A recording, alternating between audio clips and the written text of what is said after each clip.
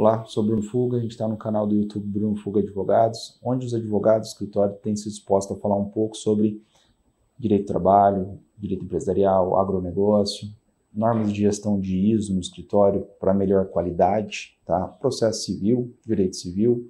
E hoje eu fiz um recorte aqui para falar um pouco sobre lucros cessantes, uma parte do direito civil. E eu tenho um especial carinho por esse assunto. É um dos meus livros aí sobre acidente de trânsito, e dentro do capítulo 7, um capítulo que eu tenho bastante apreço, eu tento fazer uma divisão sobre todos os tipos de danos. Isso é essencial no direito. Quais são os danos relacionados aos danos decorrentes das vidas após o ato ilícito que origina. Nós temos a possibilidade, por exemplo, e esse é o recorte, do lucro cessante, né? E esse talvez é um dano que proporciona altíssimos valores, né? Porque às vezes, por exemplo, no caso de morte, você tem um cálculo pela sobrevida, pelo salário que a pessoa recebeu, 13º e tudo, esses valores podem ser expressivos, e você normalmente atinge verbas que são de caráter alimentar.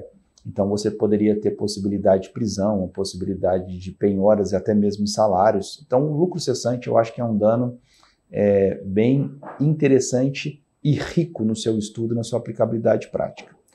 O cálculo do lucro cessante deve ser o que a pessoa efetivamente perdeu, tá? Então, por exemplo, deve-se descontar se a pessoa, por exemplo, trabalhava em alguma coisa, quais são os gastos habituais que ele teria para ir, para voltar, porque não necessariamente, por exemplo, o salário da pessoa é o proveito dela inteiro.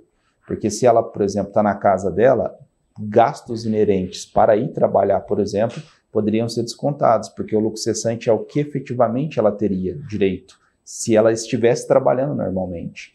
Esse, por exemplo, é o entendimento na caso de morte do STJ. Se, por exemplo, um dos cônjuges falecem, o outro não recebe o salário inteiro, porque presume-se que, por exemplo, parte do salário a pessoa usaria em vida para a própria subsistência dela. Então, o cônjuge, por exemplo, não receberia 100%. Porque a pessoa que recebe o lucro cessante tem direito a receber o que efetivamente perdeu. Então, o cálculo correto do lucro cessante é muito importante e às vezes difícil de fazer. Você pode ter, por exemplo, um taxista que deixa de trabalhar 3 meses, como você calcula o rendimento dele, porque além do dano emergente, que é o que efetivamente bateu, você tem que calcular o lucro cessante, que é o que a pessoa deixou de receber. São cálculos complexos. Se o período for curto, são períodos, valores menores, né? Mas se a incapacidade ou se o dano for de longo tempo, aí você teria um cálculo que seriam valores extremamente expressivos. Por isso que a doutrina tem uma preocupação muito grande de como calcular melhor para justa indenização, até para que não ocorra o enriquecimento ilícito de quem recebe e às vezes também quem recebe não recebe menos do que deveria, tá? Convido vocês, se tiverem interesse, a acompanhar o capítulo 7 desse meu livro de acidente de trânsito. A gente vai colocar no link aqui para vocês acompanharem, porque um pouco mais com profundidade eu tento trabalhar sobre esse tema, tá bom? Um abraço para todos, sigam nossos canais aí, acompanhem nossos vídeos.